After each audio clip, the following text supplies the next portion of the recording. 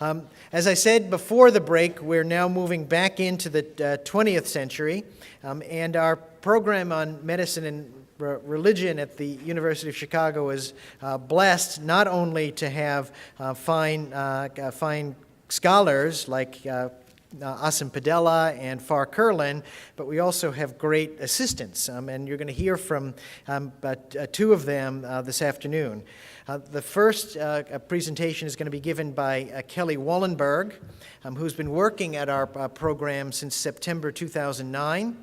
She graduated from the University of Chicago with a double major in biology and religious studies in June of 2011, worked with us a little bit, spent some time in Guatemala, and then has come back to work with us again before she matriculates to Vanderbilt University School of Medicine in July, where she plans to pursue a career in pediatrics and continue research in medical ethics and the history of medicine.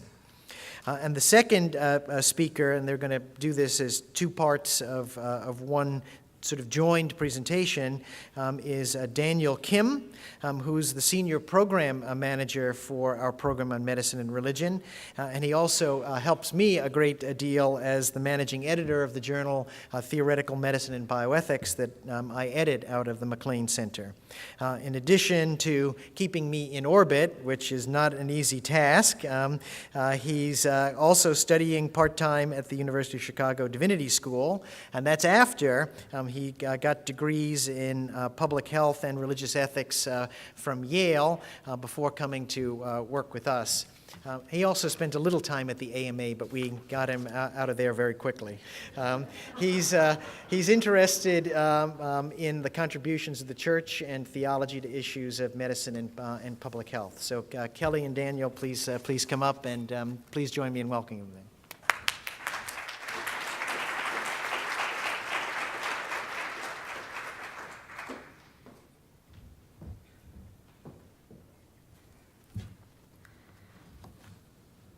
Thank you again for coming to this inaugural National Conference on Medicine and Religion. As was just mentioned, Daniel and I have been working at the program on medicine and religion at the University of Chicago for quite some time. And until about a year ago, we had believed it was the first program of its kind at the University of Chicago, and that Dr. Dan Salmasi was the first person to receive a joint appointment in the medical and divinity schools. However, we were wrong on both counts. The University of Chicago had previously set a precedent in establishing the Office of Religion and Health within the medical center to help coordinate scholarship and training in medicine and religion. Not only that, but its chair was given joint membership on the medical and divinity school faculties. And furthermore, all of this took place over half a century ago. So in fact, after searching through the archives of the University of Chicago, the AMA, Loyola University, and Wheaton College, we have discovered a little-known but very significant history of the efforts at the intersection of medicine and religion during the 1950s and the 1960s. There is certainly a local history of pioneering scholarship here at the University of Chicago, but there is also a huge national interest in medicine and religion throughout the 1960s.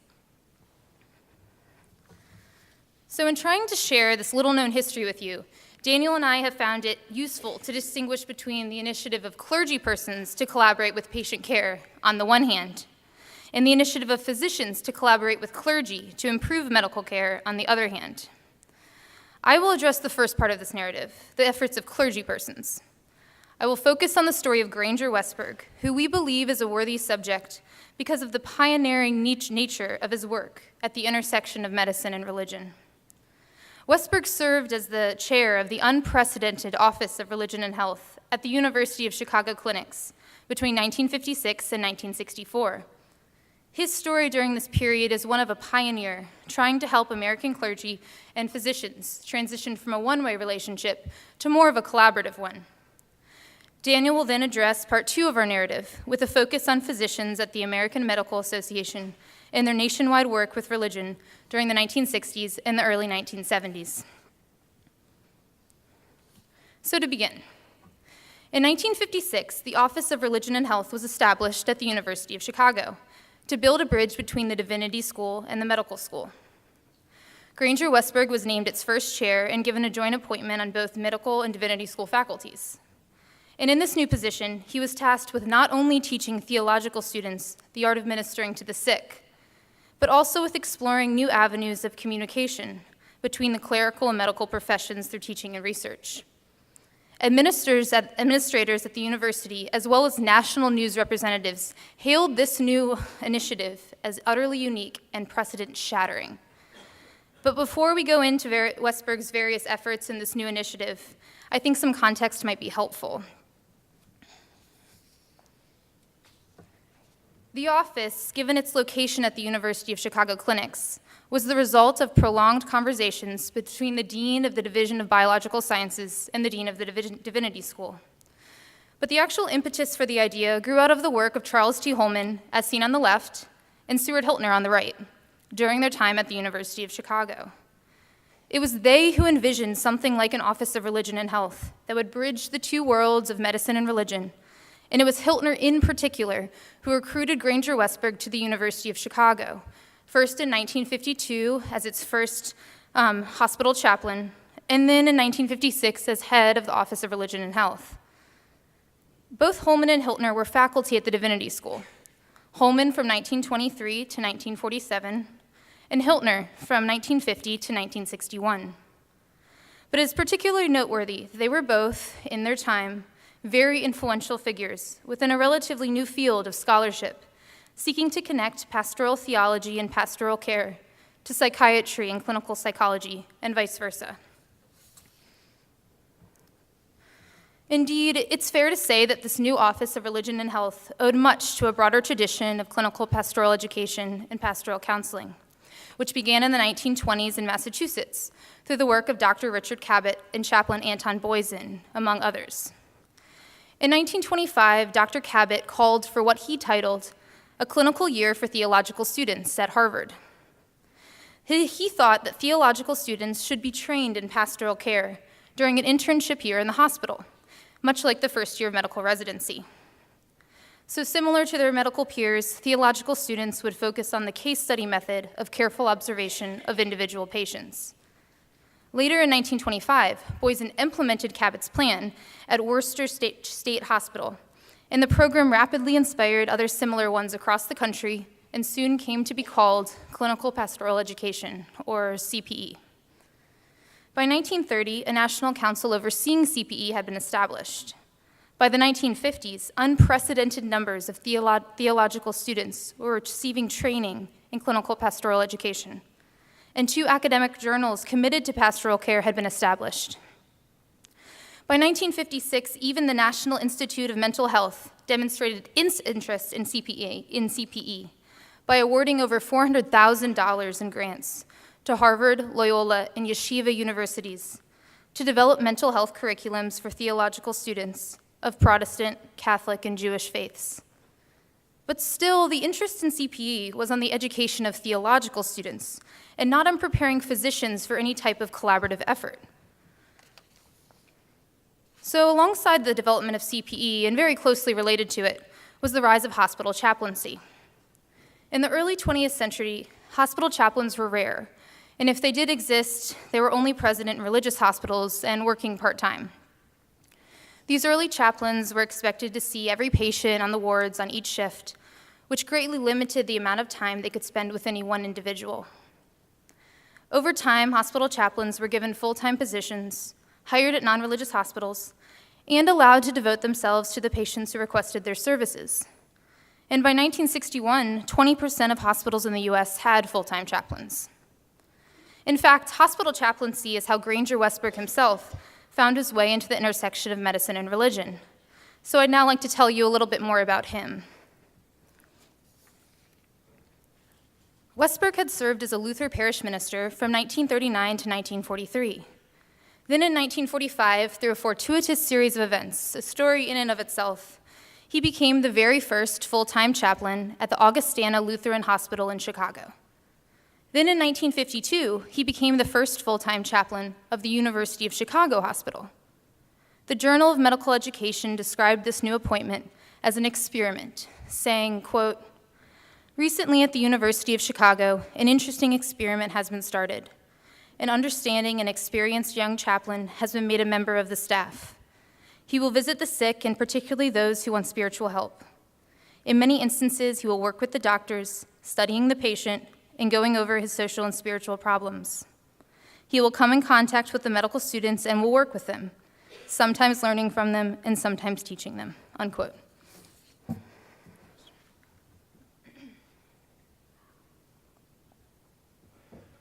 So it was during his time as a parish minister and as a hospital chaplain that Westberg recognized his need for physicians to better appreciate the value of religion and to engage in it with a spirit of collaboration. To illustrate this concern, Westberg told two anecdotes. The first was from his time as a parish minister. When one of his parishioners fell ill and was hospitalized, Westberg called the parishioner's doctor to see how he could help. The doctor was completely confused and unable to answer the purpose of he was unable to understand the purpose of Westberg's question. He suggested that Westberg simply pray. Doctors at that time had little pretense or aspiration to coordinating the input of clergy in patients' care. And Westberg commented on this particular interaction, quote, "It bothered me to think that when my people were sick, I wasn't considered a member of the healing team," unquote. The second anecdote was from his time as a hospital chaplain at Augustana. Doctors again refused to talk with him about their patients. In fact, doctors even refused to sit with Westberg at the lunch table at Augustana because he was a clergyman. When Westberg explained that he was working for the church's ministry of healing, a medical resident responded, quote, "The church? Its ministry of healing? The doctors do all the healing around here. The church just hires some tired old man to pass out tracts," unquote. The fact that physicians treated the work of clergy and chaplains as peripheral to healing proved to be a driving motivator during Westberg's time as chair of the Office of Religion and Health at the University of Chicago. But why did Westberg feel a need for physicians to attend to the contributions of religion? Was he simply worried about the declining influence of clergy in American society in general? While we cannot rule out such a concern, Westberg did have a well-articulated anthropology that gave reason to his vision. That anthropology relied on a view of holistic health. Westberg thought of the patient as a whole person with physical, psychological, social, and spiritual needs. He believed the role of medical therapy was to treat this whole person and not just their physical symptoms. Westberg drew this conception initially from an old YMCA logo, the one you see on the right. The logo was developed by Dr. Luther Glick in 1891 to symbolize that man consists of equal parts of body, mind, and spirit. Westberg saw this logo in college and continued to draw upon it to explain his idea of health. His views on holistic healthcare were further influenced by Jan Christian Smut's philosophy on holism. And although holism is conventionally spelled with an H, Westberg preferred the spelling with a W. He wanted to make the meaning of wholeness clear and avoid confusion with the word holiness. Based on his experience in the parish and in the hospital, Westberg believed it would be possible for doctors and ministers to have an interprofessional relationship if they were able to discuss jointly the whole person as opposed to only the physical illness of a patient.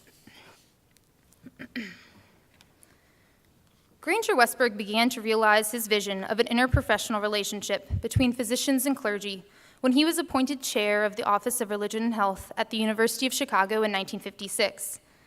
The office was established within a young but thriving tradition of CPE and hospital chaplaincy, and it was primarily the initiative of clergymen, such as Holman, Hiltner, and Westberg, seeking to better meet the needs of clinical patients.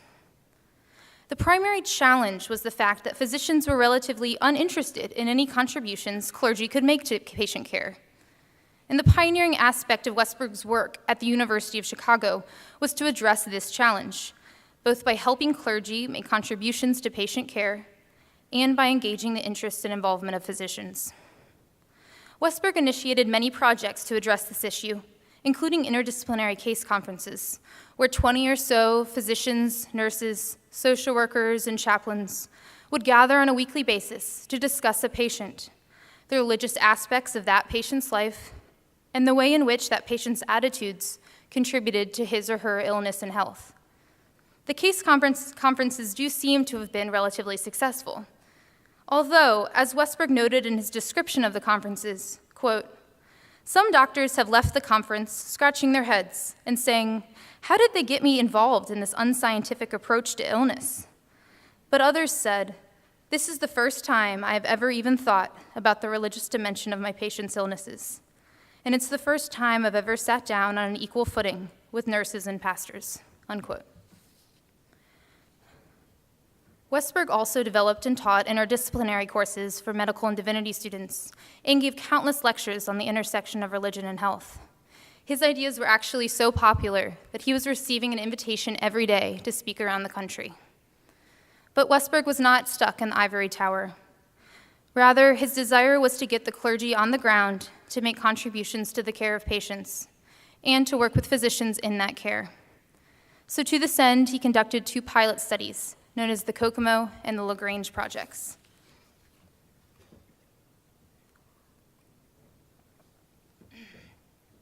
The Kokomo Project, The Kokomo Project, conducted between 1957 and 1959 at the University of Chicago and in Kokomo, Indiana, focused on training clergy in clinical pastoral care. The project involved 23 clergymen from the Kokomo community. Over a 6-month period, the participants attended 2 one-week workshops at the University of Chicago hospitals for intensive clinical practice and theoretical education. On a monthly basis, trainees also met in Kokomo to discuss actual cases from their parishes.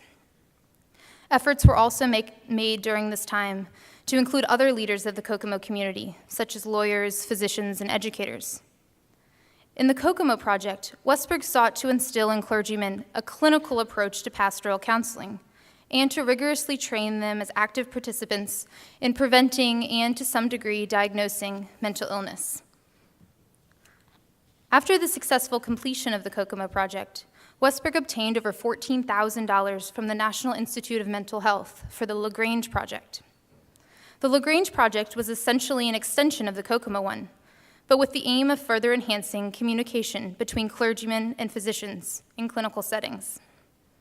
This project was conducted between 1960 and 1962 and involved 26 participants, including clergymen, physicians, a lawyer, and a social worker. The structure for this project was the same as the Kokomo one, with time split between the University of Chicago and the local community, in this case, LaGrange, Illinois. The second project focused more strongly emphasized interprofessional dialogue, especially between clergy and local physicians. The project sought to ensure that clergy persons rounding at the University of Chicago's hospital interacted with as many physicians as possible. And this emphasis was carried into LaGrange as well. But the response from community physicians seems to have been unenthusiastic. Seminars held in LaGrange could not be held in the community hospital, and instead were held at a church. Perhaps as a result, fewer physicians attended the seminars. So on the clergy side, the Kokomo and the LaGrange projects achieved some success. Attendance was good, and the clergy were eager to learn psychological principles as well as clinical techniques. Moreover, the training created significant changes in the clergy attitudes, with important ramifications for their contributions to mental health in their communities. Finally, as a side effect, the project cultivated, at least initially, ecumenical ties among the clergy within their community. But it is not clear that any success was achieved in helping the clergy engage physicians in any effective way. In summaries of group discussions, Westberg recorded some of the difficulties that clergy voiced in this regard. For example, a pastor from the LaGrange project commented, quote, "I don't think the doctor is looking for help from anyone. He has been the top man on the totem pole for so long, everyone comes to him and he doesn't have to go to anyone," unquote. Even the physicians who did attend Westberg's case conferences and community projects were unclear about what a minister could do for a patient in the hospital. Some physicians thought that ministers from the LaGrange project were trying to become pseudo-psychiatrists because they were being trained to recognize mental illness. Other physicians thought that clergy were trying to heal patients through prayer. And Westberg did not think clergy should be faith healers or psychiatrists, but these were common misconceptions. So particularly in regards to engaging physicians in religion, Westberg faced an uphill battle. As he observed in 1955, quote, "Doctors have been subtly indoctrinated by their teachers to keep science free from the fetters of religion. They are still squeamish about being too closely related to the church," unquote.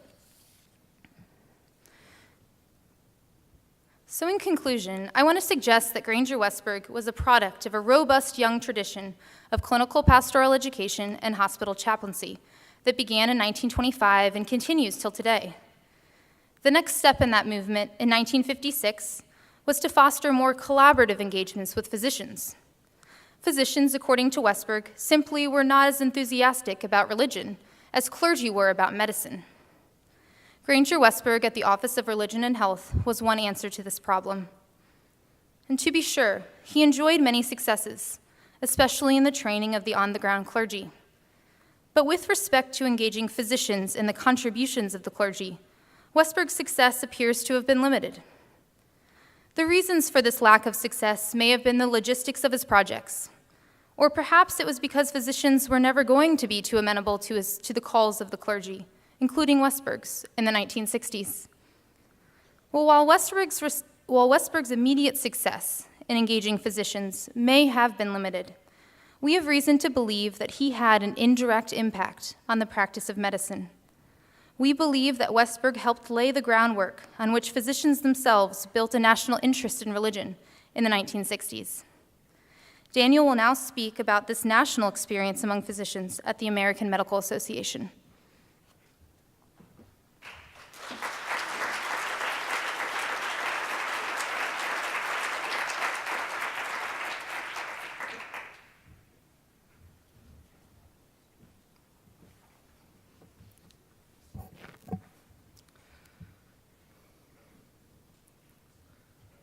So with Kelly's presentation in mind, I now want to shift our perspective from the clergy to physicians. Specifically, I want to tell the story of the Committee and Department of Medicine and Religion at the American Medical Association in the 1960s. It's not a well-known story, but in overlooking it, scholarship has ignored a very intriguing and significant physician experience with religion, one that reached a national scale before coming to a surprising end. In light of the rising interest in religion among physicians today, I think this story is a very timely one as well. The Department of Medicine and Religion, which I will henceforth refer to as the DMR, was established first at the AMA in September 1961. As far as we know, the initiative came primarily from the AMA leadership, particularly through the efforts of its executive vice president. Paul McLeave, pictured on the right, was appointed to direct this new AMA initiative. It's interesting that he was a Presbyterian clergyman, not a physician. This is suggestive of the debt that this initiative owed to the clinical pastoral education movement, which I will say more about later on. The Committee on Medicine and Religion, which I will henceforth refer to as the CMR, was convened in May 1962. It included 10 physicians and 10 clergy persons who represented a diversity of geographies, medical specialties, and religious affiliations. They were a prominent group, and Granger Westberg was a member for 10 years as well. And in a nod to the importance of the CMR, the Vice Speaker of the House of Delegates, a key leader within the AMA, was appointed as chair.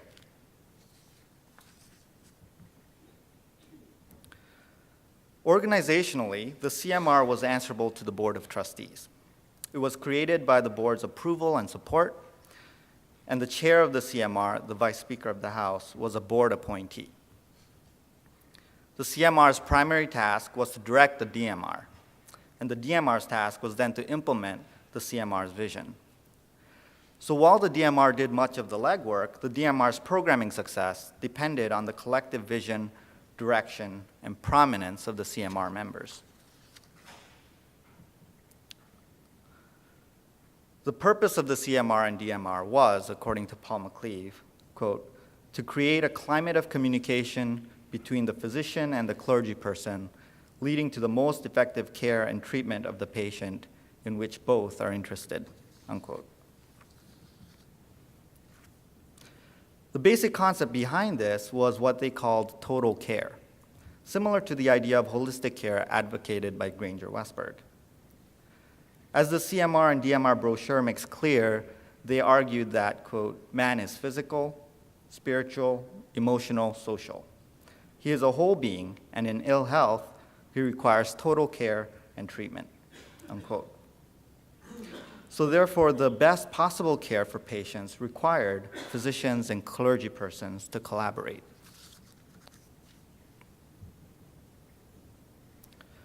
But why were physicians in the 1960s interested in religion and the concept of total care? I will briefly mention three explanations.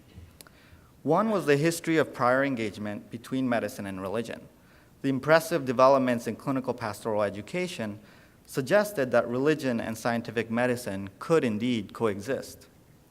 Granger Westberg's book, 1961 book, Minister and Doctor Meet, illustrates this connection well. The book is a practical guide that advocates a minister-doctor collaborative approach to whole-person care, and it basically reads like a blueprint for what the CMR and DMR proceeded to do throughout the 1960s. Another explanation was the rising concern about the ethics of medical practice during this period, which was a time of rapid scientific developments which gave rise to unprecedented ethical dilemmas. In the absence of any discernible secular authority on ethics in the early 60s, physicians turned to religion, the traditional expert on such moral matters. A third explanation went beyond ethics. Medical practice was more complex than ever and increasingly specialized, fragmented, and bureaucratized. Leading physicians were voicing concerns about physicians neglecting their art in favor of medical science. There was a deep sense of what many called a crisis in American medicine. Medicine, they argued, was losing its way. It was forgetting its purpose and meaning. And in this milieu, physicians felt that religion could help humanize medicine again, to help it recognize the suffering person behind the disease, and to help physicians hold on to their sense of vocation.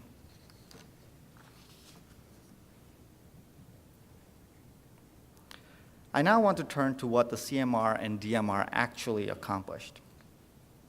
Their work was national in scope.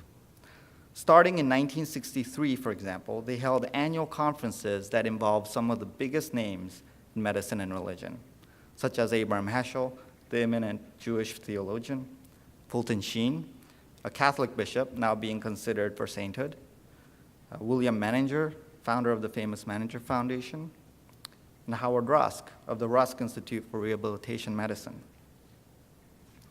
And at one such conference in 1967, over 3,000 physicians attended. The CMR and DMR also edited a biweekly series on medicine and religion in JAMA for a time, and they initiated various joint ventures with numerous medical and theological schools across the country. Much more could be said here, but for the sake of time, I want to focus on what I believe was their most significant effort, the state and county level committees on medicine and religion. The goal of this effort was to help form and sustain local committees on medicine and religion at the state and county medical societies. These would then organize local events and initiatives around medicine and religion. There were 2,000 county societies within the AMA, so the potential for local reach was tremendous. It was the perfect way to foster communication between physicians and clergy persons within their communities. And it is precisely where the CMR and DMR enjoyed their most dramatic successes. Within just 4 years, by 1965, the CMR and DMR helped an incredible 49 states, Puerto Rico, and the District of Columbia to successfully organize a state committee on medicine and religion. That year, 700 county-level committees, each organized between 1 and 8 programs for physicians and clergy persons in their communities. In 1969, this number increased to almost 1,000 county-level committees holding 1 or more programs on medicine and religion. These are dramatic numbers, and they speak to a groundswell of interest and response among physicians and clergy to the AMA's efforts.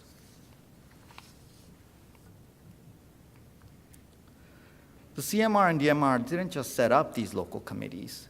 They were also closely involved in ensuring their success. National staff met with each of the state-level committees and organized annual workshops for state committee chairpersons. They coordinated intercommittee communications and news, and they created widely used resources for local committees, including eye-catching exhibits, detailed manuals for organizing local committees, and curricula for program activities.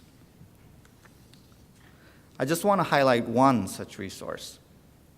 This is the cover of a pamphlet for one of the CMR and DMR's educational films.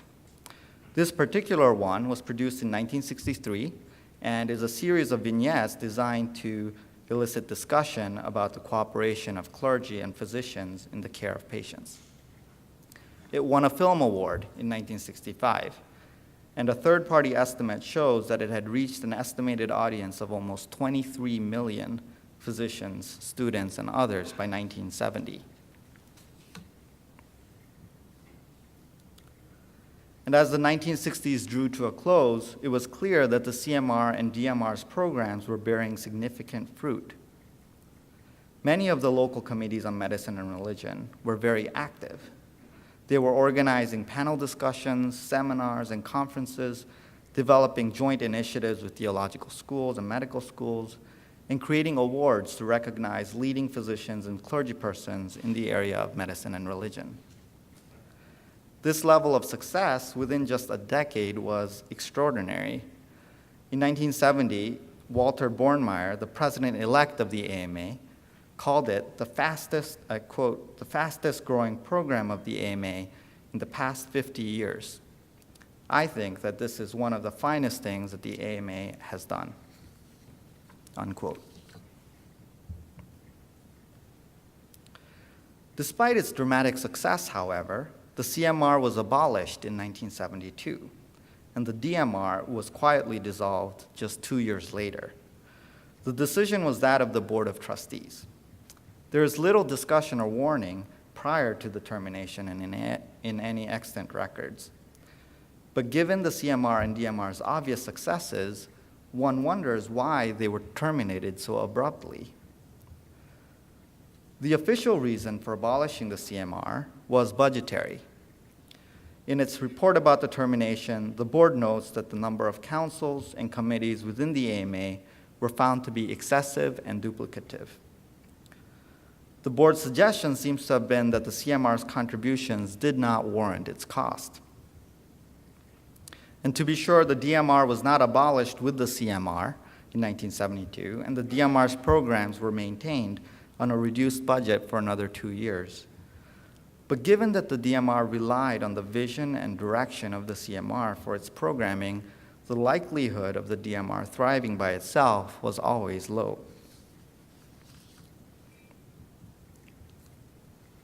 And a closer examination raises serious doubts about the validity of the board's stated reasons. The board's own review committee for medical legal activities had conducted periodic reviews of the CMR and DMR's activities and use of funds. And their cost-benefit evaluations of the CMR belie the board's explanation. In its 1969 report, the review committee notes that, quote, the importance of this activity and its beneficial effects cannot be overemphasized. The review committee credits the CMR and DMR for creating favorable publicity for the AMA and making significant contributions to more effective patient care. And I would just add that the program was also unique, since no other group at the AMA was working with religion at the time. And concerning costs, the review committee notes that funds were being used judiciously and that the expenditures were, quote, minimal, unquote. Indeed, in October 1972, when the CMR was terminated, the AMA saved just $44,000 out of a total projected budget of $37 million for 1973, and a 1972 surplus of over $700,000. Based on its analysis, the review committee recommended that the budget for the CMR and DMR should not be curtailed, and that the CMR should continue as presently constituted. And in fact, another review committee made the same recommendation in May of 1972, just 5 months before the board's decision to abolish the CMR.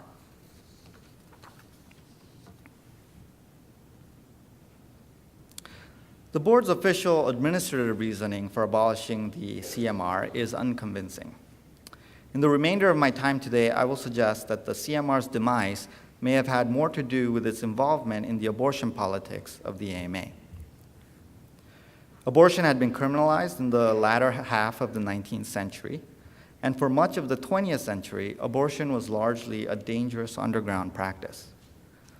The 1960s was a time of intense, divisive debates over the issue as states began to reconsider their abortion laws. By the end of that decade, about a dozen states had liberalized their laws, including New York State in 1970. Roe versus Wade would follow in 1973. The AMA during this period also struggled immensely with this issue, starting formally in 1963. The majority of AMA physicians initially resisted liberalizing abortion laws. And in 1967, the AMA adopted a conservative policy that placed strict limits on when and where abortions could be performed. But the debate didn't end there. The abortion controversy at the AMA came to a head at its biannual policy meeting in June of 1970. A flurry of efforts eventually would succeed in liberalizing the AMA's abortion policy. 6 separate resolutions on abortion were introduced, and one of them, Report D, was brought by the AMA's Board of Trustees. The board recommended that, quote, the House of Delegates establish a policy on abortion that would permit the decision to interrupt pregnancy to be made by the woman and her physician, unquote. And it was this Report D of the board that became the locus of debate during public testimony on the issue of abortion at the AMA. The extensive public testimony was evenly divided, pro and con. It was heated and obviously polarizing. But in a brief 2-paragraph summary, it is explicitly noted that representatives of the Council on Mental Health, the Council on Environmental and Public Health, and the Committee on Maternal and Child Care supported the intent of the board's report. Over against this group, according to the same summary, the representatives of the CMR, apparently alone, opposed the intent of the board's report. The CMR's public opposition to the board on a controversial issue of this magnitude was clearly noteworthy. In the end, the AMA adopted a resolution in line with the intent of the board's report. And in the minds of many, the CMR's opposition undoubtedly raised questions about the role of religion in medicine. Was religion a friend or foe to medical progress? It was not just the CMR, after all. Religious norms had been among the most frequently debated aspects of abortion at the time, and religion was broadly seen as the main opposition to liberalization of abortion laws. Religion, however, increasingly looked weak and divided as well. The long 60s had seen precipitous declines in religious attendance, and religious groups themselves did not have a unified stance on the issue of abortion. Religion, therefore, appeared to be both the main enemy of efforts to liberalize abortion laws and a fragmented entity without a clear authoritative voice.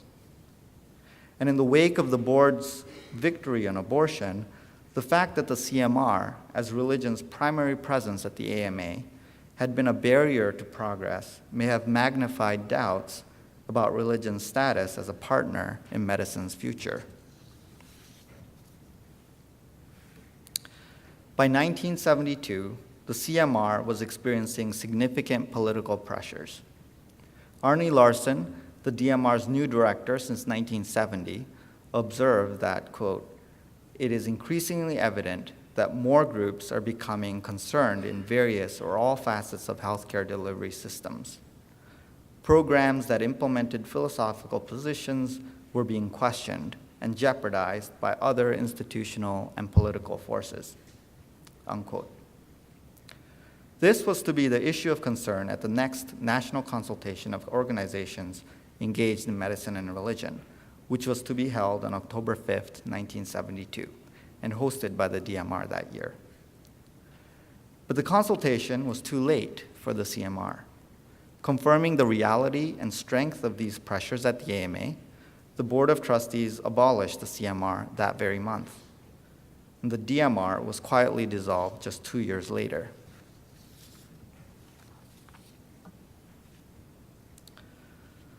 The story I have sketched for you today is that of physician efforts to engage religion in the 1960s and early 70s.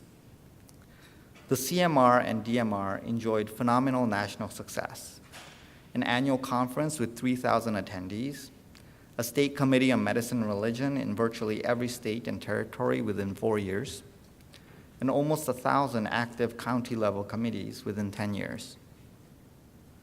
But in the midst of all that, physician leaders jettisoned religion under puzzling circumstances, and the demise, at least within organized medicine, persists even to this day.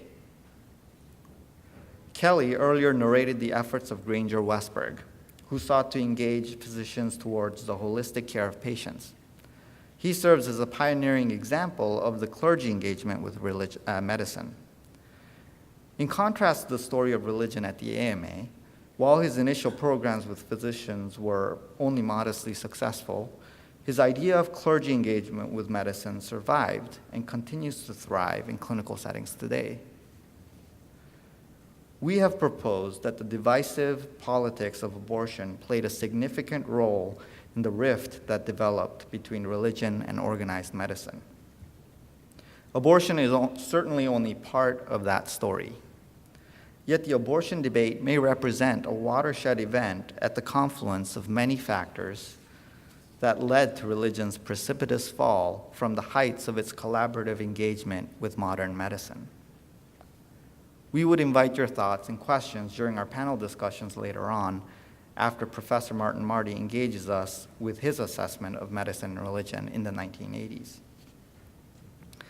But on a final note, Kelly and I would like to thank the people and thank the following people and institutions for their guidance, time, and resources. They made this project possible. So thank you very much.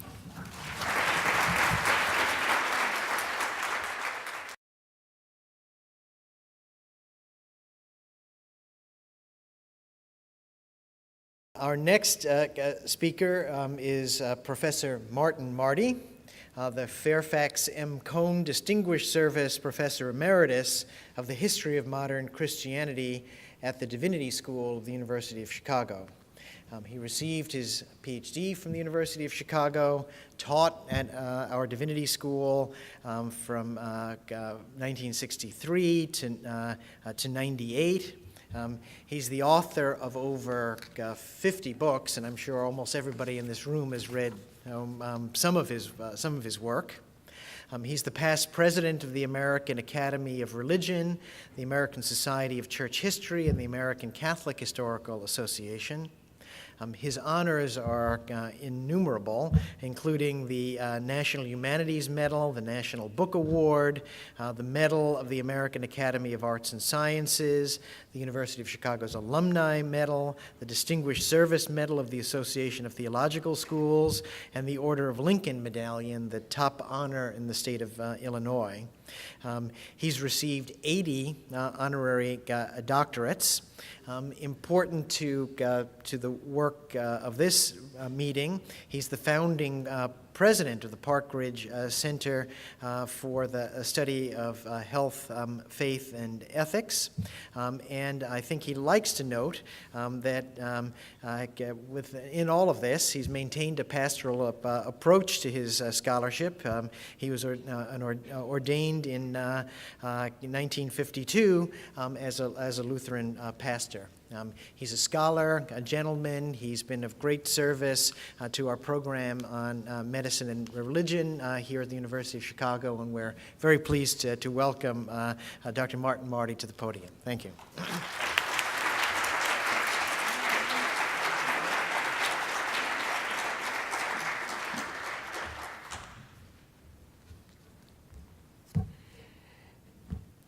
Dear friends, I'm an historian, and we usually get hauled out for centennials and so on. It's really something to be at an inaugural and full of hope. It's called the first annual, so we're looking ahead, and I really like that. You just had a good example of an explanation, which I often explain. People ask, why are you an historian? The world is so full of so many things. Why are you an historian? R.H. Tawney, the British historian, gave me the best answer when he said, I'm an historian because I find everything so odd, and I always wonder how they got that way. You had a good example in the story that you just heard here of trying to make an understanding of why these worlds, which are so close together, also got far apart. Nothing in my description here suggests why I should have been invited to be the founding president of the Park Ridge Center for the Health, Faith, and Ethics. I was invited by the management there to do this, and they described it as we're going to bring medical and ethical together. And I said, I'm neither medical nor ethical. I had never spent a day studying either, but I'm in humanities, and with the humanities, as you all know, we deal with some history, philosophy, theology, logic, and so on. And that still is unfolding. The Park Ridge Center was to bring that together. Rather than do history here with you, I put it on a page. I don't know how to do PowerPoint. Historians have a hard time because we do stories.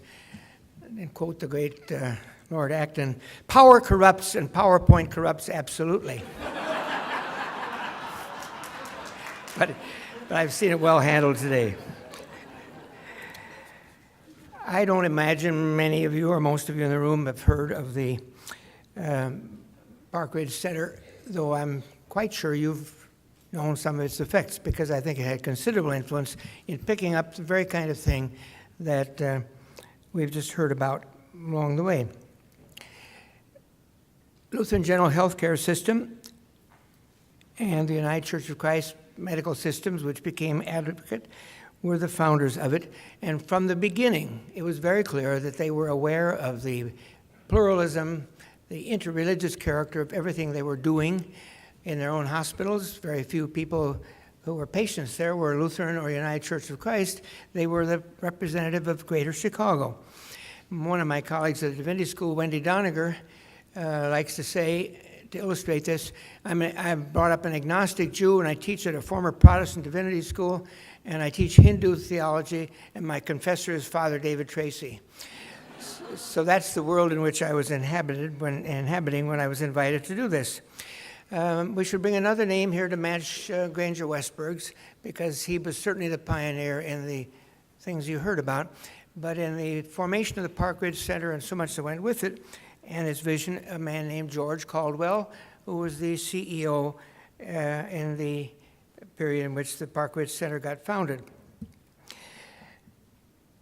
He noticed in dealing with, he used the word first nurses, but healthcare providers, he summarized very quickly the need for some new approach to these things. He said, think of the conscience problems, the terror problems, the fear problems, when technology and politics and personal decision and all these come together in a world that you had not necessarily prepared yourself for. And could there be a place or an impulse? Park Ridge Center never was alone in this. He wouldn't claim it. I certainly wouldn't claim it. But it's a good illustration of how far-seeing people brought together this kind of vision. I'm not only a historian, but I'm a kind of a literalist, so my outline comes from the title for what's going on here. Responding to the call of the sick. Religious traditions and healthcare professions today. Part 1, responding. It was the call of people on medical staffs, call of patients that finally reached, and they then responded. I'm influenced by Eugen Rosenstock Hussey, who wrote the history of higher education or of learning of universities, but I think it can apply to what we're doing here too. It started religiously, Islamic, Jewish, Christian, and all the rest. Usually the healing vision had something of that there. And it was, he said, credo ut intelligam. I believe in order that I may understand. Part two, and we've heard a good deal about that here today, science coming on the scene completely alters that.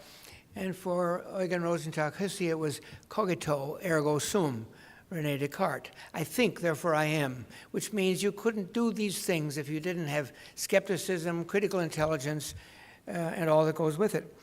But Rosenstock Hussey, writing in World War I, said, yes, we do wonderful things, X-ray, things for healing, but we also, through technology in modernity, have learned how to make mustard gas and machine guns and all the rest. We need another approach to life that can't be satisfied either with only that vertical, with the divine, or the mind and reason. And his theme was, and I made it my own life motto, respondio et si mutabor. I respond, although I will be changed. And everything you see along the way is in that line. And the assumption behind the Park Ridge Center, I got to be chief ideologue along the way for a couple of years until they caught on and got a real ethicist in there, Lawrence O'Connell. And I went on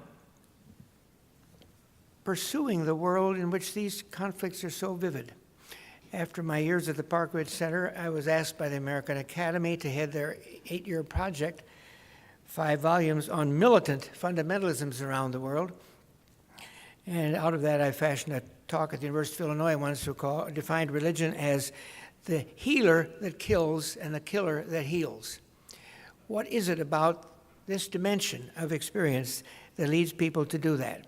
And responding to the call that we would bring forth the healing side is what gave birth to the many centers, Kennedy Center, Hastings-on-Hudson, you can list them all over the country.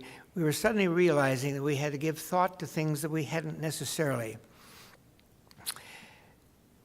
Responding to the call, I've already implied it. The call implies a voice. Now, the voice of the patient, who doesn't show up very much along the way. We've always been interested in medical education. We've been interested in those things. But in the professional dimension, the voice of the patient wasn't so regularly heard. And yet, in 20th century philosophy, there were numbers of thinkers who weren't content just with language analysis or so on. Martin Buber, I and Thou. You could go down the list of all these great figures who dealt with the personal dimension and the interpersonal dimension, the conversational dimension. And the bedside came back as an understanding of a place where true learning could go on and help in the healing.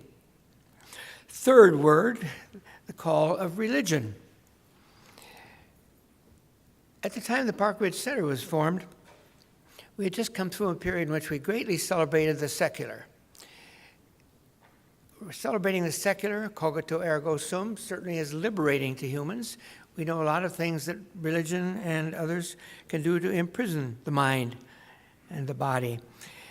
But we went to the point of ruling out the other dimensions and ways of looking at life. We paid less attention to what the Catholic theologian Karl Rahner talked about, the abyss of mystery that surrounds us. Gabriel Marcel was one of the thinkers to whom I'm referring, who made a distinction between problem and mystery.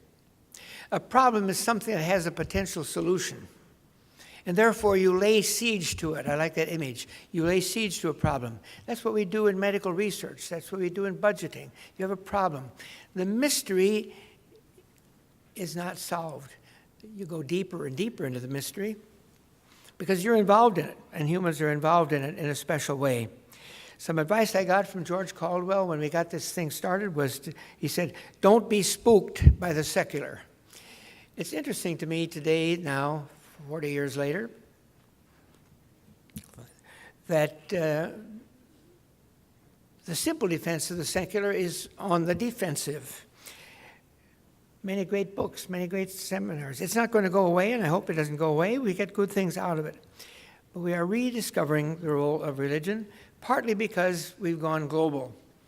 And Chicago and any other metropolitan area symbolize this theme of needing to know the religions and not just the secular approach to it.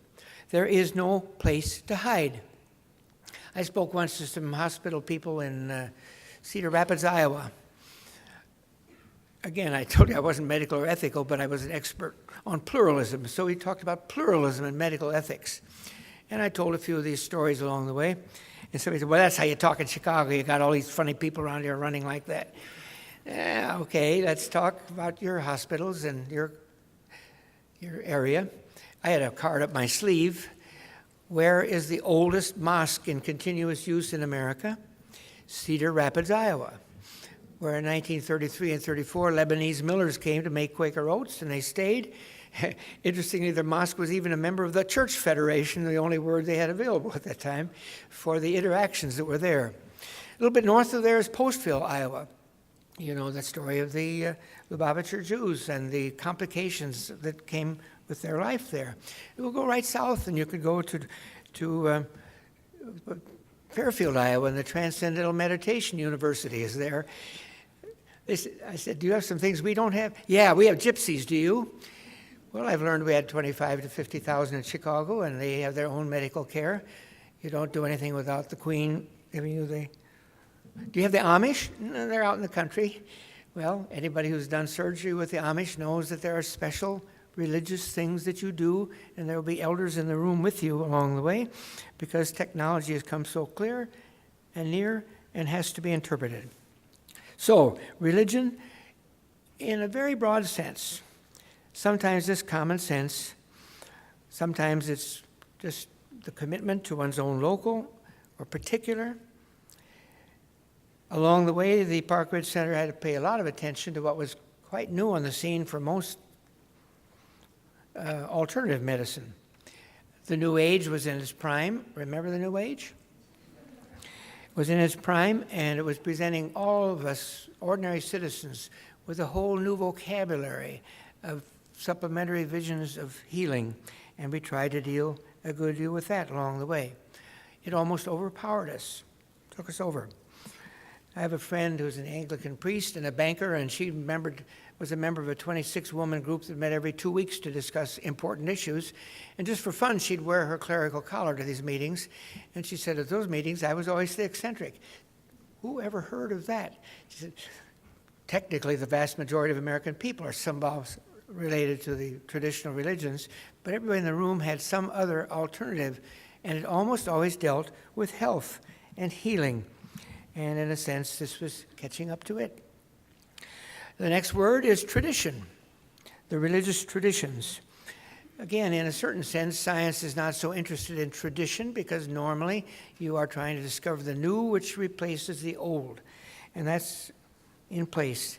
And yet all along, we began exploring the ways in which tradition lived on. In one of our teams spent some time in China, and we saw in the midst of the ideological, communist, technological regime, the role that traditional medicine played to haunt and to heal. We studied Native Americans, who on one level welcome dimensions of modern medical care, but when they're really serious, they also deal with healing and the patterns that come along the way. And then the last word was health professions. Health professions. Along the years of the Park Ridge Center, we favored a book by Wendy Charlton, published by University of Notre Dame Press. She was a nurse, and her book was called In My Professional Opinion, ... in which she showed how you can't be effective in any of the professions if you don't learn the language of the profession. Second year med school does that. And in the process, you forget a lot of the other languages. The patient you're dealing with is dealing with ethnicity, family, finances, fear, all the rest, and then you say, in my professional opinion. Well, there have been great changes in recent years on that point, in that the profession need to be known, but it has to be dealt with in a particular way, and religion is one of the major ways that's brought together. Last year, the commencement speaker at the Northwestern medical school here in Chicago was Sherwin Newland, who wrote the book How We Die, many other books of that side. And we had him to breakfast before we went over. I said, what are you going to talk about at the commencement? Well, I'm going to tell the medical students you can never know too much science to be a good doctor. And you can never forget enough science when you're dealing one-on-one with a patient. And I think that kind of summarized the ways in which they're bringing a change also in the professions. Well, this leftover word, today. Today. One of the things that institutes like the Park Ridge Center tried to do was to serve as kind of a barometer. The summary of that is on a sheet in your folder. We published a journal for 20 years, Second Opinion. Numbers of books, I brought 2 of them along. Could have reduced them if I knew how to do PowerPoint, but I lugged them, so maybe I'll hold them up on stage here after a while. But again, it showed that vision. One book was called Caring and Curing, the Western Religious Traditions and Healing, and the other one was Healing and Restoring, all of the non-Western, if that's a good word to use, of the ways. So we're living in a world in which all these things come to bear, and both the medical people here and the people in the religious professions and concerns are constantly surrounded by all these signals, trying to make sense of them along the way. We did this through annual conferences. We clergy on there enjoyed the fact that it was told that you can't get the doctors to come unless you go to places like Nassau and so on. So we got to travel a little bit and learn a little bit there too. But major conferences, but also, as the AMA was doing, in many locales, taking part in them. And ad hoc, some things happened that we hadn't anticipated and suddenly we're thrown into it. Lawrence O'Connell, who was the real president of the Park Ridge Center, was to have headed the interreligious discussions anticipating the 1995 Cairo Conference on women's reproductive rights, migration, etc.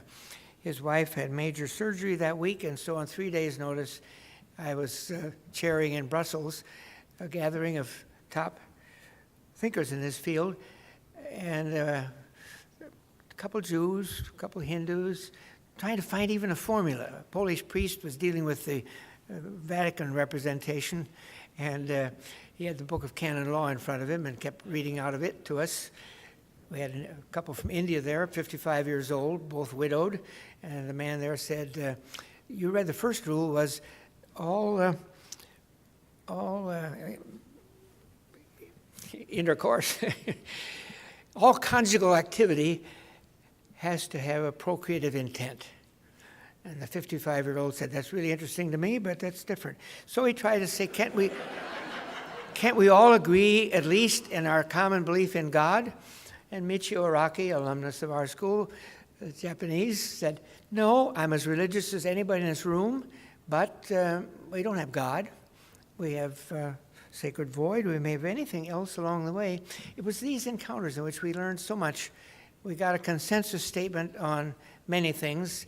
We didn't even try it on abortion, and you wouldn't have ever heard of us had it not been for Jesse Helms' office, who heard that the PrEP doc had been sent to all the U.S. embassies, and it had one line in there saying there are some nations in which abortion is seen as a means of birth control. Headline next day, Jesse Helms says, U.S. government now formally supports abortion as a mode of birth control. I think we succeeded in getting them off that along the way. Ethics remained.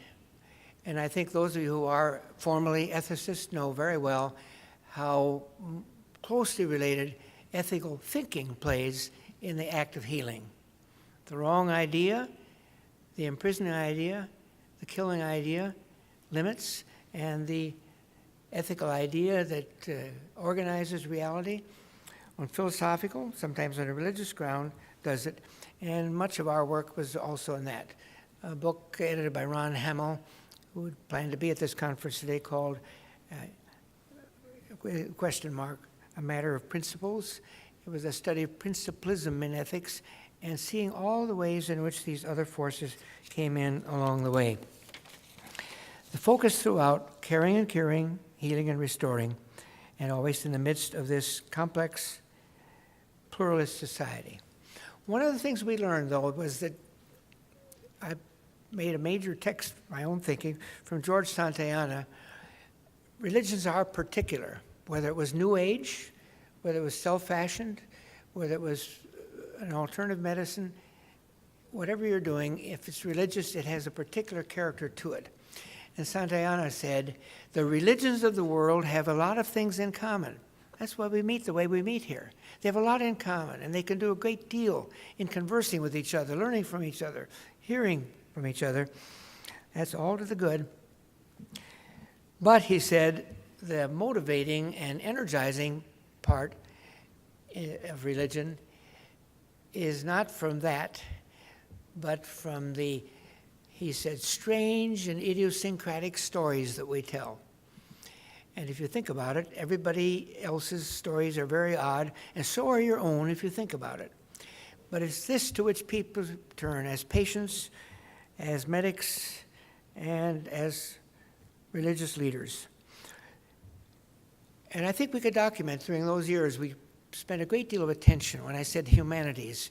Many of our programs, also at the University of Chicago clinics, dealt with stories, poetry, ways in which these things are mediated to us along the way, the thickness of it all.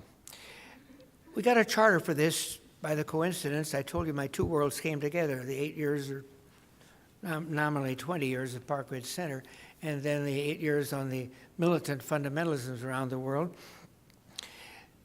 The Iranian Revolution, 1979.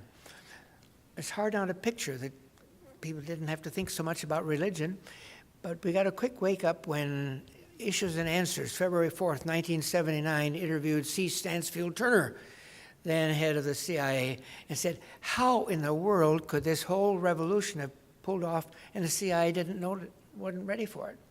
They weren't ready for it at all. You didn't prepare us at all. And yet hostages are there. Maybe you brought down a U.S. administration. You got us all alert to something new. And the head of the CIA said, well, the CIA, of course, stays on top of everything. It's important. We knew schooling in Iran. We knew medical. We knew business. We knew banking. We knew costume. We knew everything else. The only thing we paid no attention to at all was religion, because everyone knows religion has no power at all in the modern world. Look at today's newspaper, and you will find, I counted in our 4 newspapers, 20 stories in which some knowledge of religion is necessary for you to make sense of why there are wars, why there's peace, why there's conflict, why there's healing along the way. And that came along just at the right moment for us. Same story that we just heard a little while ago. I guess we had a great 20-year run, and then budgetary command, and the new merger left us to quietly move away. But the alumni, the people that we'd served, I think have gone around and made a contribution there. What I've tried to do is not tell a story of the center so much as what are the aspirations and the goals. Throughout, we had my dean is here, Dean Margaret Mitchell. I dare not leave without saying, we kept the hermeneutics of suspicion alive. We didn't just trust something because somebody said it's religious or it's healing. We kept the hermeneutics of suspicion alive. But we also, in our last issue, had an essay on the affections and the role they play in caring and curing and healing and restoring. Affections in the 18th century sense, Thomas Jefferson wanted it to be in the Declaration of Independence that the king had alienated our affection. Affection means you've been through something together. If you've been through an epidemic, if you've been through a time of contagion, if you've been through a med school together, whatever you do, the affective life plays a big part. And I think that the centers like the Park Ridge Center are doing a lot, I hope in support of your work, to bring the sense of the affections there so that religion has a practical role in the world, and that's what this conference is about. Thank you very much.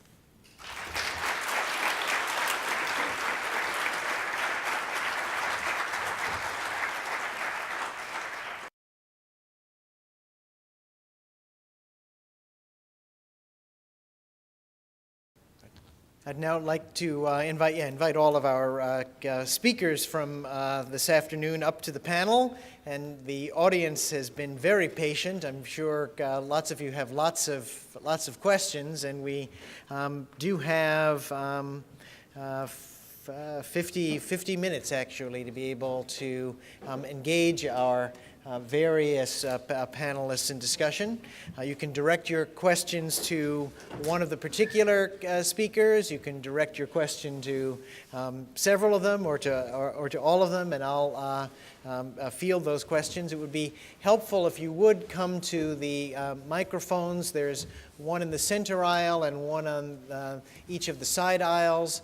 I would ask if you would be kind enough to tell us your name and where you're from before answering the question. That I think will help us all to get to know each other. Jeff? Jeffrey Bishop, St. Louis University. Since about the French Revolution, medicine and science have been attempting to separate themselves from religion, or disentangled themselves from religion. What we see, I think, in the two talks from the afternoon is an attempt to bring those disentangled, frayed parcels of fabric back together and to sew it back together. But it seems to me that there's a deeper, more fundamental problem in that religions and science have different ways of seeing the world or knowing the world, and the world in which that each of them thinks they know are also very different. In other words, their epistemologies and their metaphysics are different. And so I guess the question is, what we see is we're attempting to stitch these things back together, but then we saw, one description of an attempt to do that kind of failed, and then a second attempt with the Park Ridge Center to bring it back together, and then it kind of wound up closing. So how are we supposed to begin to stitch these bits back together with this inaugural conference and not just repeat the same old failures? Yeah, I think it's a difficult challenge. One thing I'm observing is just some of the similar problems that, for example, the AMA, physicians at the AMA in the 60s were facing, and some of the challenges that physicians today face. And I think the interest in religion sort of comes out of similar concerns. And I think there is a lot that religion can contribute. I think the challenge is because religion has sort of certain normative components and teachings, it can sometimes butt heads. And I think especially with abortion, it became so politicized that sort of careful dialogue became very difficult. But I do wonder if, dialogue, so if the CMR and DMR programs had continued for many more years and dialogue had continued, I wonder if that might have made a difference. But unfortunately, we never got to that place. So, I think one challenge for this program of medicine and religion today at the University of Chicago is to make sure that it's sustainable if Dr. Curlin or Dr. Solmese are no longer here. That was one problem with the initial Office of Religion and Health, that it was so contingent upon Granger Westberg. And I can't speak for the Park Ridge Center, but I think we need to figure out a way that it can continue to exist without that one person. So at the University of Chicago in the 1950s, Granger Westberg was the only person that the Division of Biological Sciences and the Divinity School could agree upon. And after he left, they could not find a suitable replacement. So I'm not sure how we accomplish that, finding that continuity or sustainability, but I think that would be a challenge. We should probably hear from our historians who shouldn't just pass the hot potato when the question was whether history will repeat itself. So perhaps some of our historians have Well, as an historian, I don't think history ever repeats itself, but there are common themes. I can't address the institutional part, but I do think, and I've just finished a manuscript in which I argue for this, that medicine and religion are in a sense, complementing one another. Religion says and does things that medicine can't. It provides answers, or at least options, to the questions of why. Why am I suffering? Why do I have cancer? Why this? Why that? And that's something that medicine has really no ability to do. And it seems to me it is at the bedside that you have the pastor and the physician, or you have people that can supplement the other. And I think that's so important. I think it's probably at the bedside in a practical way that you find that kind of cooperation. It's something that you can't program, but in questions like theodicy, for example, why do things happen? Why does God allow this? There aren't definitive answers. There are people in this room who hold very different points of view, but these are issues that have been addressed since the ancient Babylonians, since the book of Job, and which still are resources that can be retrieved for the modern period. Consolation is very, very important. John Wesley, in his itinerant ministry throughout the British Isles, used to ask sometimes in a village, is there anyone facing the gallows? And he would then go to the prison and give some consolation to the person. Here, it seems to me, is a natural area which perhaps we don't stress enough. Among the Muslims worldwide, there's been some interesting developments. The effort to find, to bridge, instead to bridge again the gap between religion and science. But the situation is, I would say that as far as scientific medicine is concerned among the Muslims, the greater part of it is still following the modern medical tradition. The only efforts I see are towards to bring back a kind of the Islamic ethics into that, but not really to go into the epistemological foundation of medicine.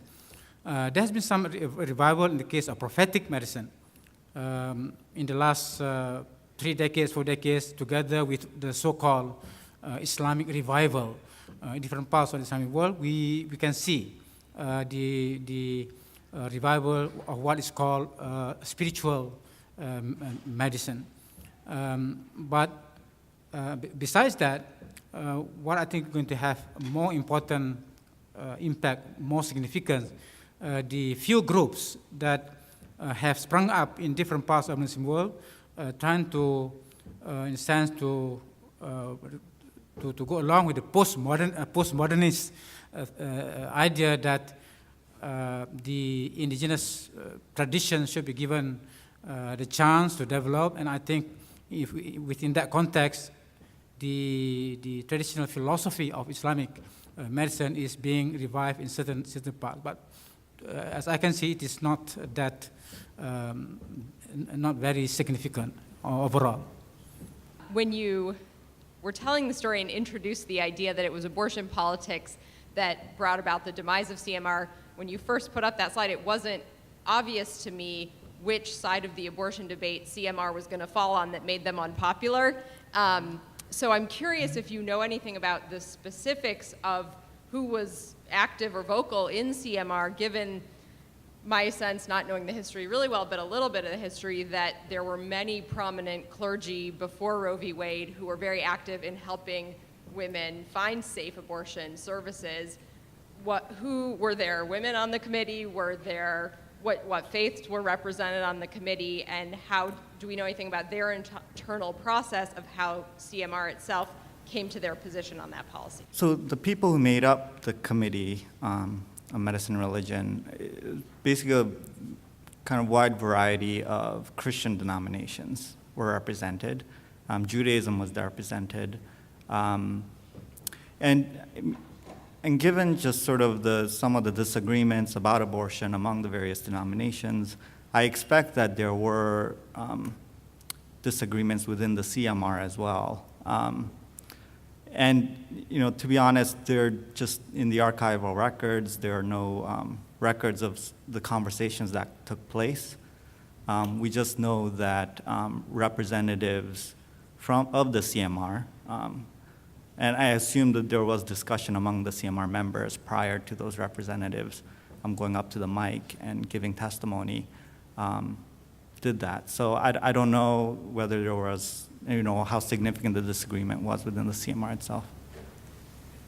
You mentioned that Abraham Joshua Heschel was one of the people invited to speak. He spoke in 1964. I think Jonathan Imbers here wrote about that whole episode in his book, Trusting Doctors. Yeah. So Heschel is a liberal, Jewish, activist, intellectual, theologian. The AMA, in 1964, from our own, what you'd think about it, it wouldn't be seen as particularly liberal, nor particularly intellectual. So the idea that the AMA invited Heschel to speak there, on the face of it, is shocking. So can you tell us a little bit more about how this came about? Just the same kind of question. Who was on this committee? How did this happen? I mean, I think even the committee itself was pretty ecumenical. I mean, they tried hard to be representative of all the religious voices in America. I mean, Abraham Heschel wasn't, so like John Rock was one of the speakers at one of the conferences, and he was one of the leading sort of scientists who developed the pill, a contraceptive pill. And so I think there were some certain other more progressive voices at various other conferences that were held annually. But yeah, I mean, I think the committee sort of tried really hard to be fairly open and ecumenical about what they did. I'm Tom McGovern from Lubbock, from Texas. You can tell by my accent. In the abyss of mystery, what language shall we use? Where practice comes to deal with the mysteries of life, we all have something to contribute to it. Being Irish, I have a passion for language, and even today we're talking out of our own disciplines, but can we talk across disciplines to engage in a meaningful fashion the care of humankind in the practice of medicine, where the voices of science, of the humanities, religion, spirituality must come together? I think this is our challenge. And teaching medical students and residents. So I'd like what language? Perhaps the language of virtue, which, is that a place we might start? Let's start with my dear friend at the end. Professor McGovern and I knew each other 40 years ago, and I'm still learning his accent. but he asked me just bluntly when I was describing the two worlds within the healing and the ethics side, because there are another two worlds there that don't. We can have an interesting time in this room trying to figure out the languages that are represented here. Do they have a common language? And I said, I'm not sure.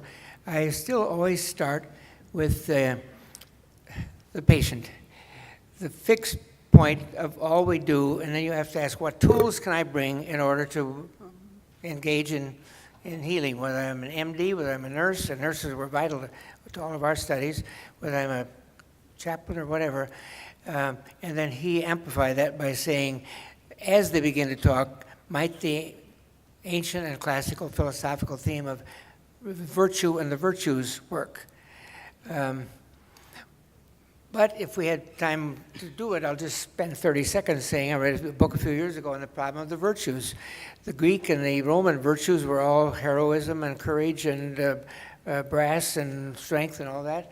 And the virtues in Judaism and Christianity, as Nietzsche tried to point out, were humility and making place for the other. So even the virtues are a problem, and I don't know if we'll get a common language, but I think the conversation is the word came up a couple of times, is the way to go. And maybe that's what Westberg, I knew Westberg real well, and maybe that's what he got started in your presentation too. My colleague David Tracy at the university always taught us the difference between argument and conversation. Argument is determined by your having or knowing the answer, and it's your job to convert the other, convince the other, or get defeated by the other. Whereas conversation is guided by the question, and you never know where it's going to go. And I think that very often, if I'm speaking in a school board, pro or con on school vouchers. In the first second, I know which 51% are going to listen, which 49% aren't. If I ask what the brain power in this room of parents and teachers, who has 5 good ideas for the future of American public education, it's astonishing what comes forth. I think that was part of Westberg's secret. He had to get the doctors and the clergy talking to each other in form of questions.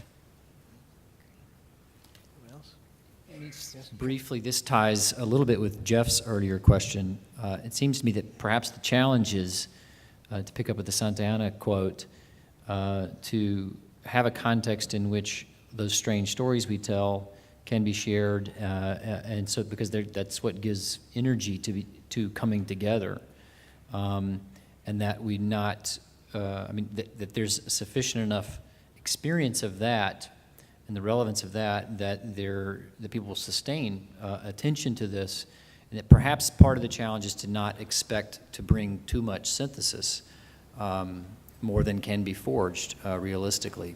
It's just a possibility.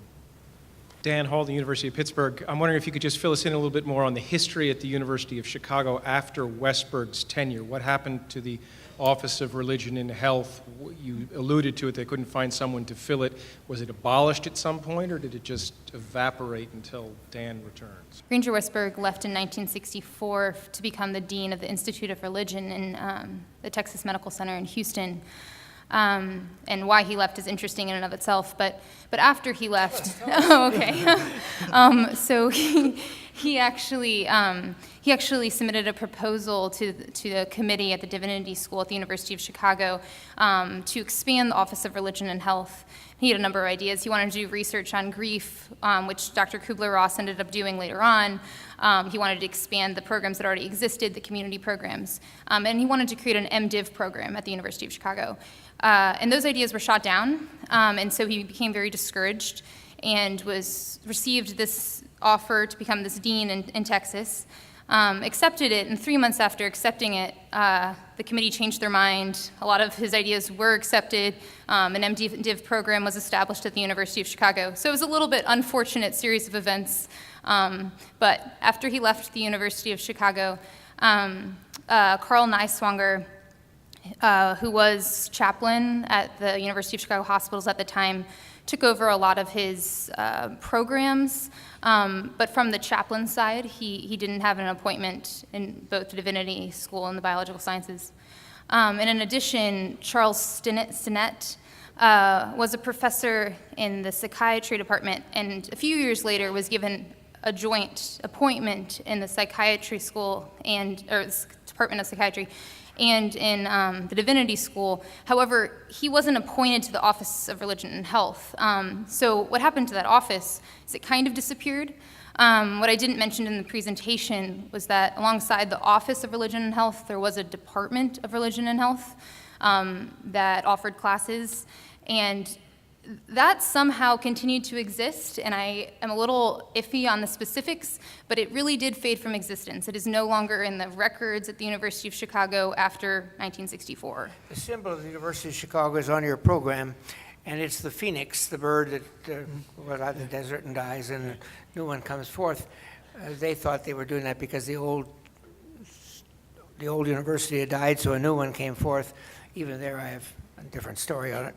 But I would say that the Phoenix is back and you're in it. And I think that what we're involved is it, this program.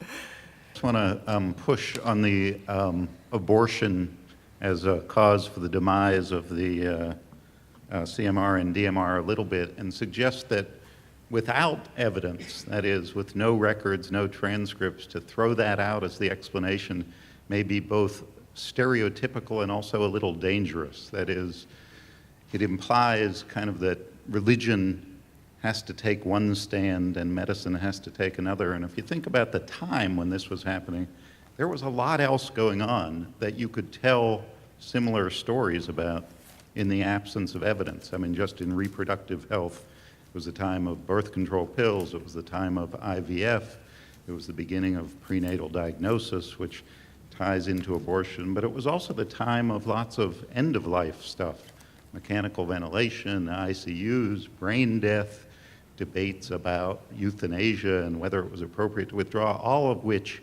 might have led to the same sort of tensions between this approach to stitching together religion and medicine. Or another story could be that it was a tension between those sorts of quandary ethics, that is, looking to religion for answers to questions about abortion, euthanasia, etc., versus the model of a relationship between religion and medicine closer to the CPE, pastoral model, that religion's role is to help clinicians dealing with patients in a sort of non-moralistic,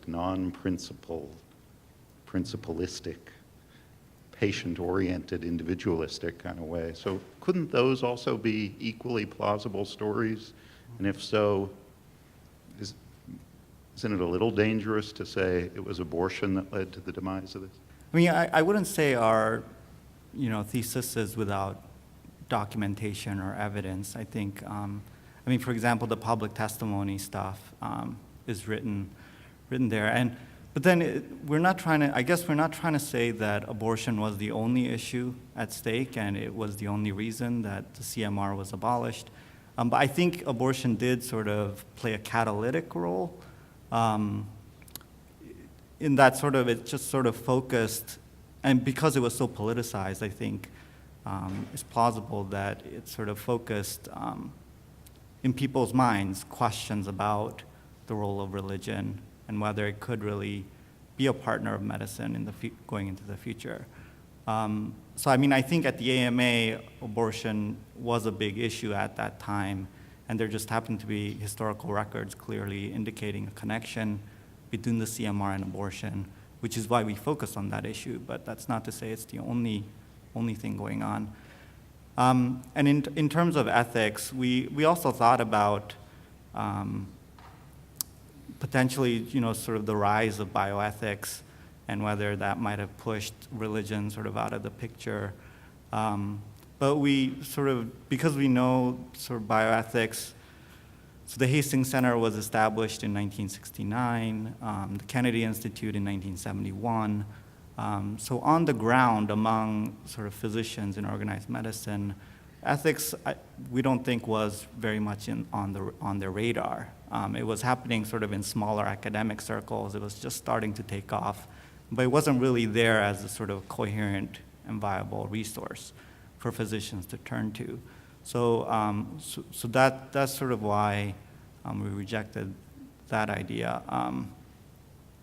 And in the absence of that, it's not clear where else medicine might have turned for their ethical quandaries at that time.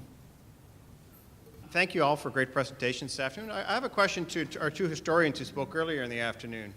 Because I think there was a kind of a key term that was being used that I think has certain ambivalences, and that's the term secular, particularly the term secular medicine.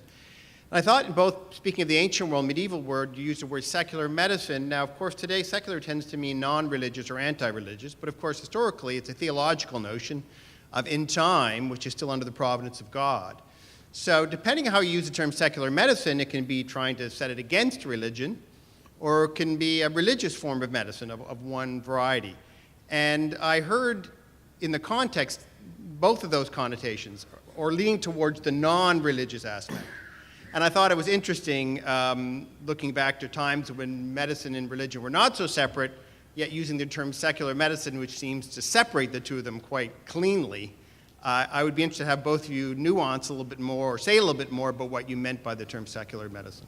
When I'm packing so much into a short paper, it's difficult to be as nuanced as I would like. It's difficult to find a term that adequately describes Greek medicine. If you use the word rational, you can point out that it isn't entirely rational, empirical, something like that. But I would maintain, and I think it's a pretty common view, that the medicine of Hippocrates, I'll use another word that's not very nuanced, is non-religious. It doesn't rely on an ideology of religion or magic. It relies on naturalistic assumptions, that is, a natural theory of disease, and that's what I meant by secular medicine. But it's a good point. Professor Osman, do you have anything to say? If you are talking about the pre-modern era in the case of Islamic medicine, whether it is being practiced, I mean, the word secular, I mean, people don't regard that as secular, but on the contrary, all forms of medical knowledge and practice were considered as religious. By the jurists, for example, those interpreters of the divine law, they regard medicine, the theory and the practice as part of the religious sciences. Now, in the case of the others, the scientists themselves, the philosophers, they also considered as a religious part in a different context. They divide the sciences into the transmitted sciences.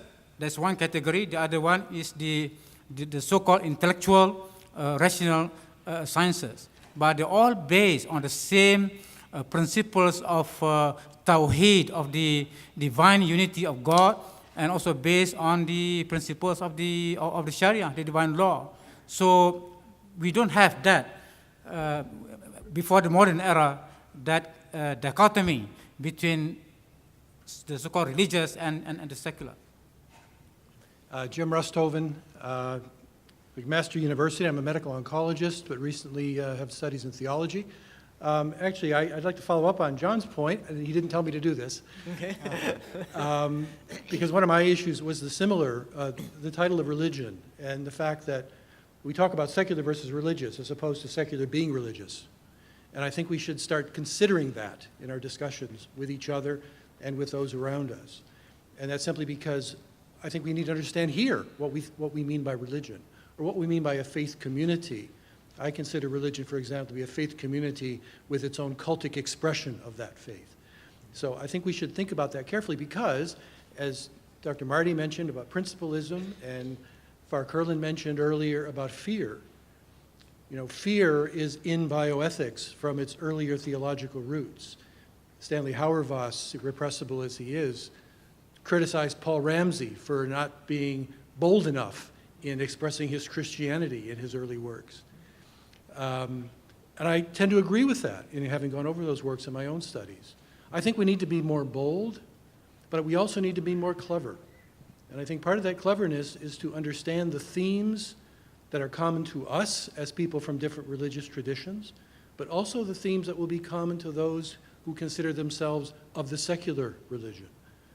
One of the areas I've been interested in is the covenant theme, and not because of my own Reformed background, which has a strong covenant theme, but because of the secular literature that I found that asked that the covenant theme be brought into medicine because of its ability to bring people together and to focus on the patient.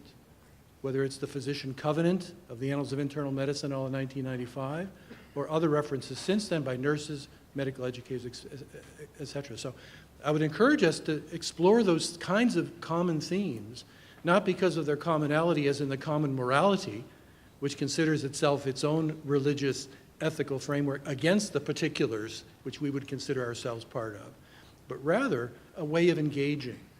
And just to end, I like to consider the story of Paul in the Athenian Agora, where he's walking around looking at all of these altars and says, there's one to the unknown God. He taps the fellow next to him and says, I think you got something there. I think we should talk about that.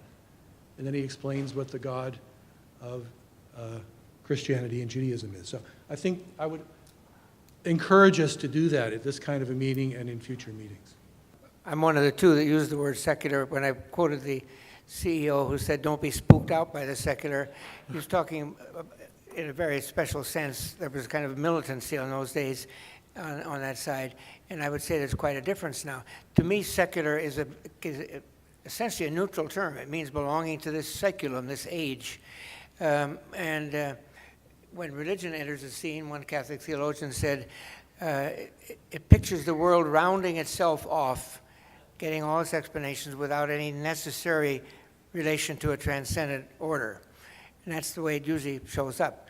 So on one level, I'm really, really happy that the U.S. is a secular society, because we decide on other terms.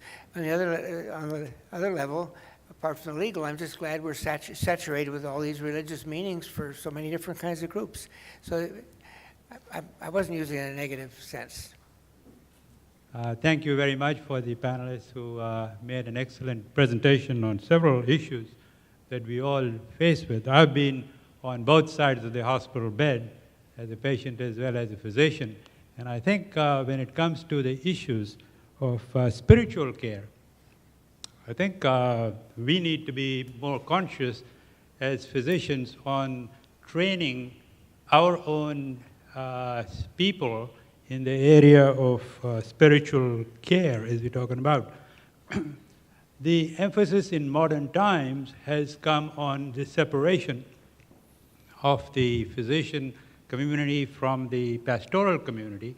And as Professor Usman mentioned, I think in the term Hakim, there is connotation of both the person who is trained in the philosophical sciences as well as in the medical sciences. That integration, having been lost in modern times, has created this dichotomy that we are seeing, where holistic medicine that we all want to practice has become a problem. Whereas somebody like the pastor who was connecting to the physician, and the physician says, just pray for the patient, and that's all the role that you have to play, is an important reflection upon how far the separation has come. As a patient, I think it is very difficult for them to relate to a pastor who does not necessarily have a personal relationship with that individual. Whereas I think the physician has that personal relationship with that patient, and it is therefore probably more appropriate for that physician to relate to the pastoral side, or maybe the philosophical side, or the spiritual side of that patient also. So I don't know how in terms of the future, and where do we go as far as the progress of this particular conference and this particular thinking that we are talking about today is concerned, whether should we be talking about the separation of the pastoral care and the medical care, or should we try to integrate it? And should that integration take place on the side of the pastoral side, or should it take place actually on the side of the medical profession? My one comment would be, I think that you raised several enduring, difficult, important questions. There's a panel, I think it's tomorrow morning, on 3 different models of thinking about the integration of spirituality and medicine. I think would be a good place to continue that conversation. That's not the only place it'll be brought up, but these are important questions. My name is Haytham Rafai. I'm a physician practicing in the United States. My faith is Muslim, and I deal with a lot of patients or family who have or imminently will be losing their loved one.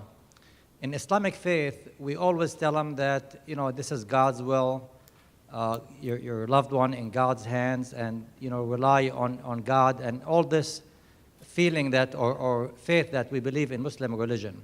Now, how about the Jewish and the Christian faith? Am I saying that to Christian or Jewish patient will still apply? Is that similar in other faiths when we see those conditions? Can you comment on that, or is that something will be addressed in the tomorrow or after the day after? I think Farr Curlin should. Well, I am not going to venture a authoritative answer to that, but certainly in Judaism, as I understand it, there is a clear affirmation that God is sovereign and in control, and that that's absolutely a part of Christianity as well. And so it's not, whether that implies the notion that you're dying because it's God's will is a complicated, question about how we would talk about it. But certainly there's the affirmation that in death, I'll speak here for Christianity since I'm a Christian, in death the Christian can have confidence that death will not have the last word, that there will be life again in full communion with God. And so that means that even though there's sorrow in what's lost and experiences loss, there is hope because of that, the resurrection. And I might just add quickly that I think there may be also differences between what might be a theological affirmation of God's sovereignty and what a clinician or a minister might think or a rabbi might think is actually pastorally appropriate in a particular setting. It might work better for a Muslim patient than it might for a Christian or Jewish patient. So those might be discussions that we can have in small groups that come up tomorrow. So. Could I just add a quick postscript? I would go beyond that. The issue to me would not be so much one of theological variation and diverse traditions as the fact that from your own personal concern with the patient and his or her problems, you address a personal word. You go beyond the clinical setting and give a word of comfort. And I think that's very much to be desired. I am Sarosh Anwar, a practicing cardiologist in Saginaw, Michigan for the last 15 years. Wanted to make some comments on how religion helps me tremendously in taking care of my patients on a day-to-day basis. Both bringing it up, helping seriously ill patients find solace, and improving compliance with the tests I'm ordering or the medicines I'm recommending. I'm often faced with people who ask me, Doc, how long do I have to live? And my usual answer is that there are rare circumstances like cancer metastatic to the brain where we can often make an accurate guess. But otherwise, vast majority of the time, we don't know. I have seen patients who were told they have 6 months to live by their doctor, and 5 years later, they're sitting and smiling at the doctor. So what is in our hands is, I tell my patients, eventually all of us go meet our Lord. We treat best with the knowledge God has granted us, pray, and then leave it in his hands. And I feel this helps me get better compliance with patients also and have them accept the treatment that I'm recommending. Also, in the critical care unit or ICU setting, when folks are critically ill on ventilators, multiple machines, I encourage families to hold their hands, pray for their loved ones. I have yet to meet a single person who expressed resentment at bringing up religion or prayer in this setting, but rather I think they feel empowered in helping take the healing of their loved one through prayer. Last comment, I'm a Muslim. The vast majority of my patients are Christians of numerous denominations and Jews, but that doesn't have, I think, any impact on my being able to bring religion up and discuss them. Just a few months ago, I read part of an interview by a Sufi, a Muslim mystic, where he was questioned about different religions. And he said, imagine this whole world is a huge cardboard box with numerous pinholes, and rays of light are shining in, and each of us looks at one ray and says, that's my direction. But outside, there's one sun illuminating it all. So again, just some comments. To me, on a daily basis, religion is tremendously important in taking care of my patient. I just would comment that, because this is an issue I've studied and talked about over the years, that often the concern that's raised about physicians raising or addressing or responding to spiritual issues with patients is that it will put on the table the physician's own faith, and invariably that at least poses the risk that it's going to create a conflict and mistrust and potentially break down the relationship. It sounds like in your experience that has not been a prominent problem. My name is Khalil. I'm a PhD student at Columbia University in New York City. I'm also the Muslim chaplain for the university. My question is for anyone on the panel, but I specifically had a question for Dr. Kurland. You mentioned a very illuminating statistic in your talk. I think you said something, I'm just going to paraphrase, to the effect of around 55% or so of physicians would agree with the fact that their faith tradition influences their practice or orients perhaps their practice. So my question is about the other side of that. What about clergy members and hospital chaplains? To what extent would you say that a basic knowledge of medicine or the functioning, the understanding the functioning, how a healthcare system functions would be integral and important for their role and their responsibility in serving patients and in working with and partnering with medical professionals. Part of the history of Westberg's work was, his work was driven in part by a desire to see the clergy have more, I guess, orientation and more, be more familiar with and brought into that realm. And I would hesitate, I'm a physician, so I'm living out that side of it. So I'm hesitant to speak to what clergy in general, how important that would be if they would experience it. But certainly it seems to me that my own experience, thinking critically about medicine in the churches that I've been a part of, doesn't really happen much except when medicine treads on one of the cultural flashpoints, whether it's physician-assisted suicide or abortion. Sometimes it's the end of life, life-sustaining treatment.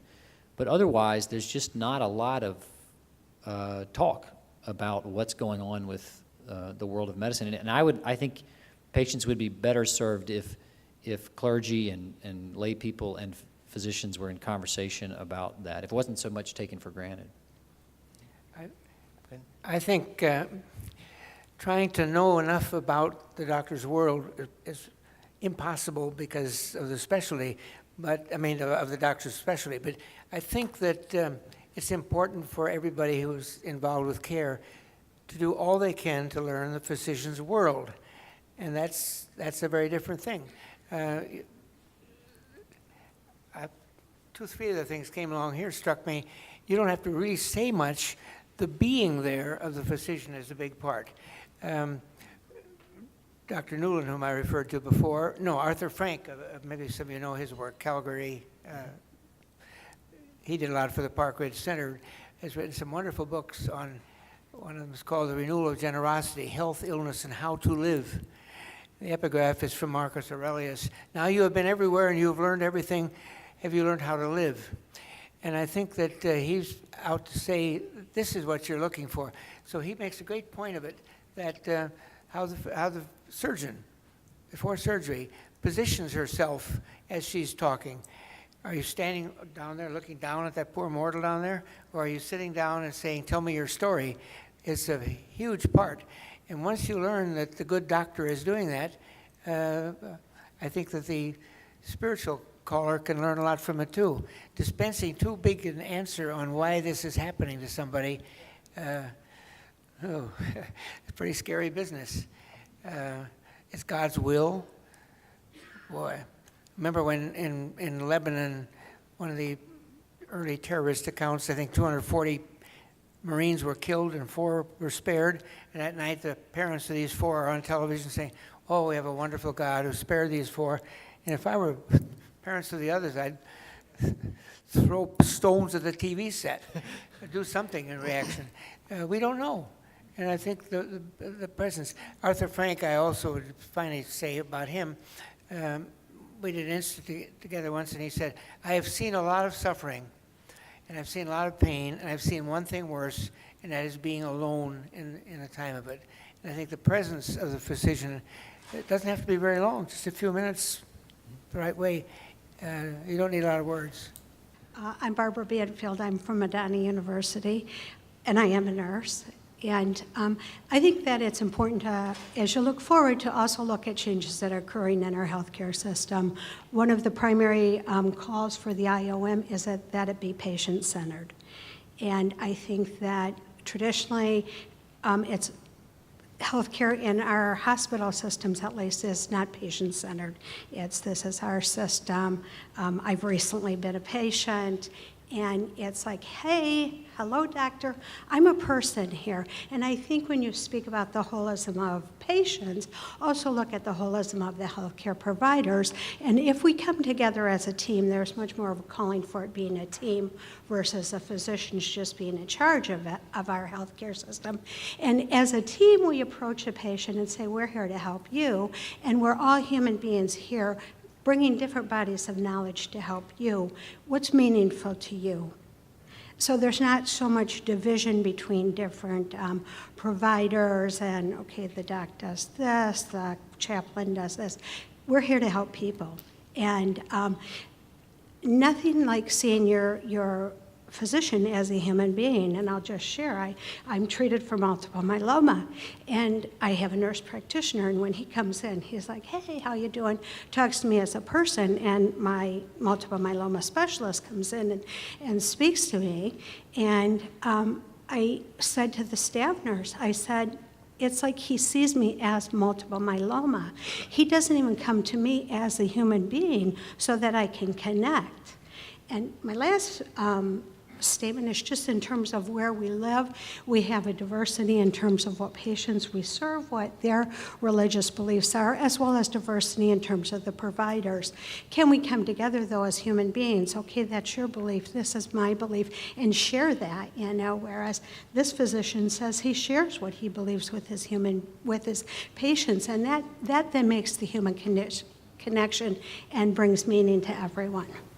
I think as someone going to medical school, one way that this interest in medicine and religion is going to be sustained is by teaching or helping medical students from the very beginning of their training recognize where they're coming from, why they want to pursue medicine, what religious beliefs they're bringing to the table, so that throughout medical training and then residency and then my own practice, I will understand that. So in a physician-patient encounter, I'll be more aware of my religious beliefs and maybe be able to recognize my patients better, and then maybe be able to treat them more like a person and a human being, despite all of my medical training.